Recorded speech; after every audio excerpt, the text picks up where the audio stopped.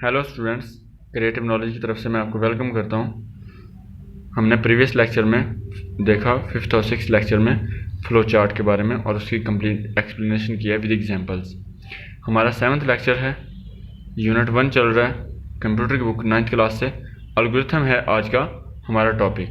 Algorithm हमारे पास क्या है, इसका थोड़ा बहुत इसमें हम साथ साथ कंपेयर भी कर लेंगे कि हमारे पास फ्लो चार्ट के साथ ये कितना कंपैरिजन करता है, फ्लो चार्ट से कितना है। लेकिन नेक्स्ट कमिंग सून लेक्चर्स में हम इसका बाकायदा डिफरेंस क्लियर करेंगे कि एल्गोरिथम और फ्लो चार्ट में हमारा क्या फ़र्क है। तो मूव करते हैं आज के टॉपिक की तरफ। Algorithm it is a set of steps to solve a problem. It is written in a natural language.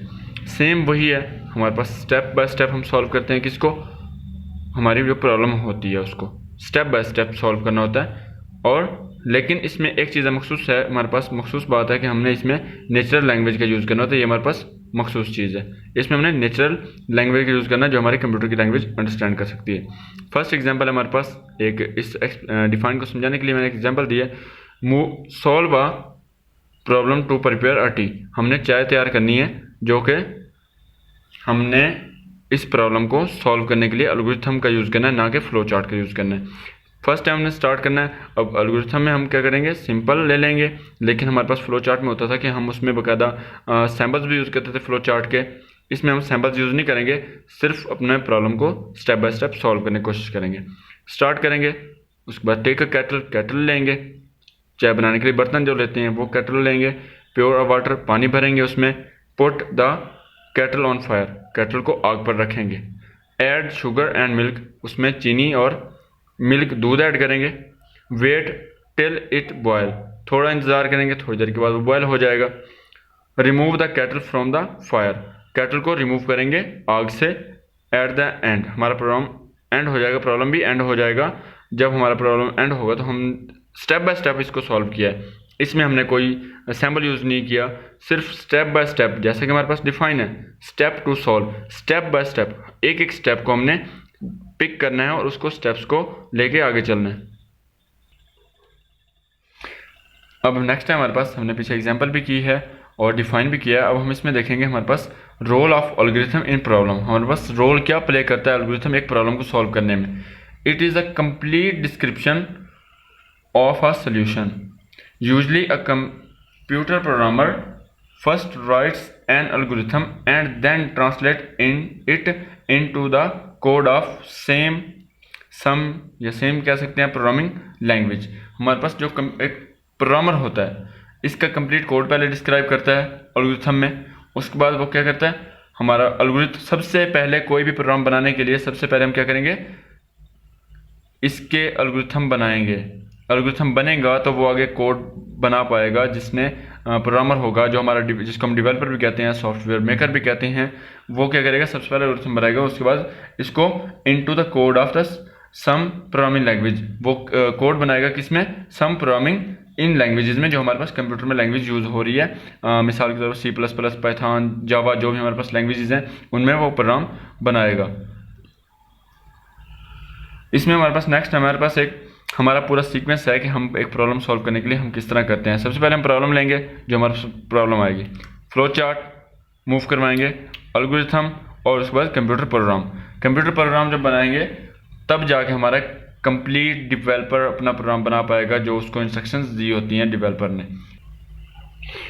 आगे नेक्स्ट है हमारे पास, हमने उसका रोल देखा एल्गोरिथम का, और आगे हमारे पास नेक्स्ट है हमारे पास फार्मूलेशन ऑफ एन एल्गोरिथम। हमारे पास एक एल्गोरिथम किस तरह क्रिएट होता है, बनता है, वो देखने जा रहे हैं। There are different notations, keyword होते हैं, नोटेशन भी कह सकते हैं और कीवर्ड भी कह सकते हैं। टू राइट एन एल्गोरिथम, हमारे पास एक एल्गोरिथम राइट करने के लिए डिफरेंट कीवर्ड्स होते हैं, जिसके ज़रिए हम एल्गोरिथम अपना प्रोग्राम बना सकते हैं। फर्स्ट हमारे पास start, it is the starting point of an algorithm. Start में हम ये करते हैं ना, फ्लो चार्ट में करते हैं, तब भी हमारे पास फ्लो चार्ट को स्टार्ट करवाता था, और स्टार्ट करते हैं इसमें एल्गोरिथम में, तब भी हमारे पास स्टार्टिंग पॉइंट ही होता है इसका एल्गोरिथम के लिए। स्टार्टिंग के बाद हमारे पास नेक्स्ट है इनपुट, जो हम एल्गोरिथम में भी इनपुट देंगे। It is use to get input from the user. हमेशा इनपुट कौन देता है, जो उसको प्रोग्राम को यूज़ कर रहा है, जो कंप्यूटर का यूज़र होता है वही इनपुट देगा। And store it in computer memory with same name, اور اس کے بعد پروگرام کو اسٹور کرواتا ہے، جو ہمارا پروگرام چل رہا ہے اسی نیم سے ہم کمپیوٹر میموری میں پروگرام کو سیو کرواتے ہیں۔ کون سیو کروائے گا؟ یوزر، جو ہمارے پاس یوز کر رہا ہوگا۔ نیکسٹ ہے ہمارے پاس set, it is use to give name to the data in computer memory. اب سیٹ ہمارے پاس کیا ہے؟ جو ہم ڈیٹا یوز کر رہے ہیں کمپیوٹر میموری میں اسٹور کرنے کے لیے، پہلے ہم کرتے تھے اسی سیم نیم سے انپٹ دیتے تھے، اسی نیم سے ہم میموری میں سیو کر دیتے تھے۔ اس میں ہم نے کیا کرنا ہے کہ ہمارے پاس سیٹ ہے، اس کو ہم نے کمپیوٹر میموری میں سیو کروانا ہے، ڈفرینٹ نیم سے بھی سیو کروا سکتے ہیں۔ آگے ہمارے پاس F else is very important condition, یہ ہمارے پاس کنڈیشن ہے کس چیز کے لیے؟ کسی پروگرام کے لیے جو ہم کرنے جا رہے ہیں۔ اس میں it is use to control to a certain steps of N algorithm used in loop. اگر ہمارے پاس کوئی سیم ہم نے چیز بار بار پرنٹ کروانی ہے تو وہ ہم لوپ چلا دیں گے ایف ایلس کی کنڈیشن لگا کے۔ ایف ایلس کی کنڈیشن لگا کے کیسے کروائیں گے؟